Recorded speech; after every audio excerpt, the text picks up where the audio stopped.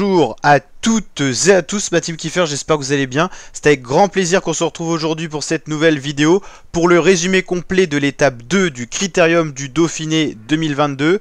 Donc deuxième étape en ce jour férié, 169,8 km au programme, avec une étape quand même plutôt très vallonnée au programme. Alors petite parenthèse avant de débuter ce résumé, vous savez qu'on va suivre en intégralité le Tour de France 2022 sur ma chaîne YouTube. Et comme vous le savez, il y a un an on avait pronostiqué avec Secup.io le Tour de France, enfin l'Euro plutôt de football 2021 du coup.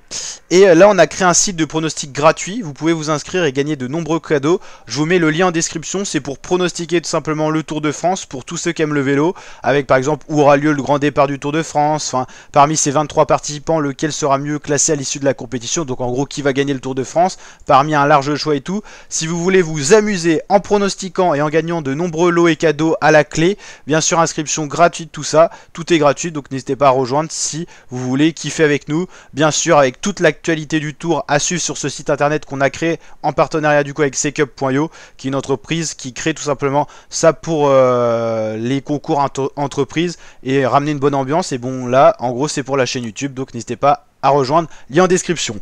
C'est parti sans plus tarder pour le résumé de cette étape. Il y a eu du spectacle et on va voir ça.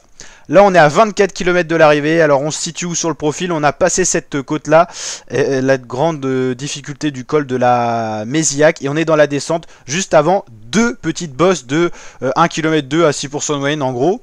On a encore une échappée qui a 1,40 d'avance sur le groupe maillot jaune Wout van Aert. Ici on a un groupe, c'est le groupe des sprinteurs qui a été piégé, notamment groupe Groenewegen et ainsi de suite. Tous les sprinteurs les plus rapides mais les moins grimpeurs. Ici, on a l'échappée, donc de tête, avec 23,9 km avant l'arrivée, 1,37. On a qui dans cette échappée? On a Alexis Vuillermo, le coureur de la Total Energy. Chez Arkea, c'est le breton Anthony Delaplace. Ici, on a la petite équipe Uno X Pro Cycling, avec un coureur norvégien, c'est Norsgaard. Est-ce qu'on va avoir d'autres images pour voir les autres coureurs de l'échappée? En tout cas, il y en a 5, on va voir la suite de l'identité de l'échappée après.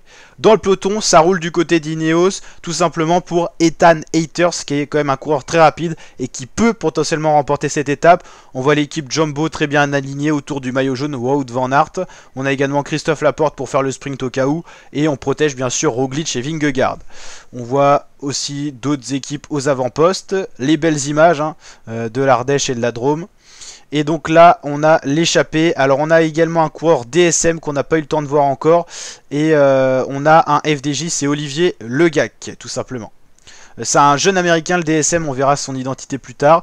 20 km de l'arrivée, toujours 1,22 pour l'échappée. On peut encore y croire du côté des hommes de tête.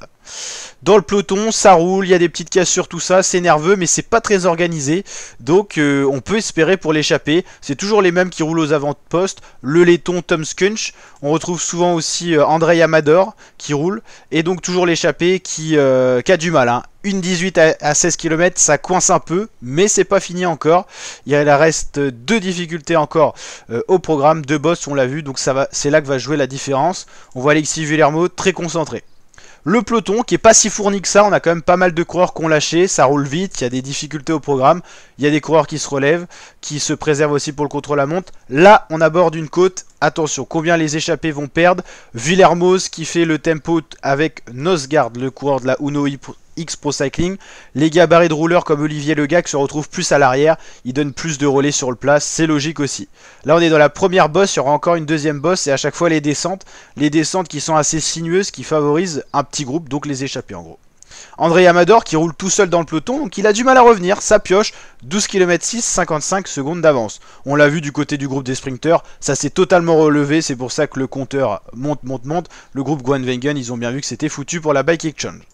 On arrive au sommet de la première difficulté, c'est Tom Skunch pour la Trek qui roule à fond, c'est pour Jesper Stuyven. On est dans la descente, c'est déjà la deuxième bosse à 10 km de l'arrivée, plus que 43 secondes d'avance pour les hommes de tête. On est là dans la côte de Roac, 1 km 2 à en gros 6% de moyenne. Souvent dans la difficulté, c'est Vuillermo qui fait le tempo, le meilleur grimpeur. La Trek envoie tous ses équipiers, ça roule à mort. On a Kelly Ellison, Tom Skunch, ça roule à mort, c'est normal. On veut revenir sur ces 5 hommes de tête. Le Gac, Scarset, Vuillermo, Delaplace et Vermeeke. C'est bien Vermeeke l'américain et Scarset, j'ai dû dire une bêtise, j'ai dû dire Norsgaard, c'est Scarset. Voilà. La Trek qui roule à fond, ça réduit l'écart, hein. Ça fond 33 secondes à 9 km. Est-ce que ça va le faire pour les échappés? En tout cas, faut basculer et après on met tout dans la descente. C'est des petites routes, ça favorise les hommes de tête. Mais attention, le peloton envoie. Ça bascule dans la descente, faut tout donner pour les 5 hommes. Surtout pas se regarder et envoyer la patate jusqu'à l'arrivée. 8 km 28 secondes, c'est juste, mais ça peut le faire. Dans le peloton, ça se regarde un peu. À l'avant, ça se regarde pas. On voit que c'est les Jumbo qui reprennent les rênes du peloton, les Ineos pour Ethan Hayters qui reviennent, les Trek pour Jasper Stuyven, mais pas une grosse organisation et toujours les mêmes qui roulent. L'échappée reprend du terrain sur ces petites routes sinueuses, mais attention, on arrive sur des grandes routes. 4 km 8, 36 secondes, c'est jouable, c'est même plutôt bien parti, mais on voit bien que le peloton est quand même juste à côté, désorganisé. Est-ce qu'on envoie Christophe Laporte? Est-ce qu'on envoie Tige Bedout pour la Jumbo? On sait pas trop, puis là, ça y est, ça s'organise. On envoie le gros matos. 3 km de 33 secondes, c'est jouable. On voit que Anthony Delaplace donne tout, prend le relais à Villermoz.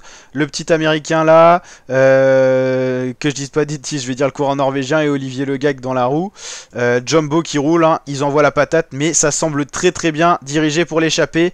On se rappelle que les enjeux sont clairs. Tous ces coureurs-là sont situés à 10 secondes au général. Une victoire d'étape avec les modifs, c'est le maillot jaune assuré.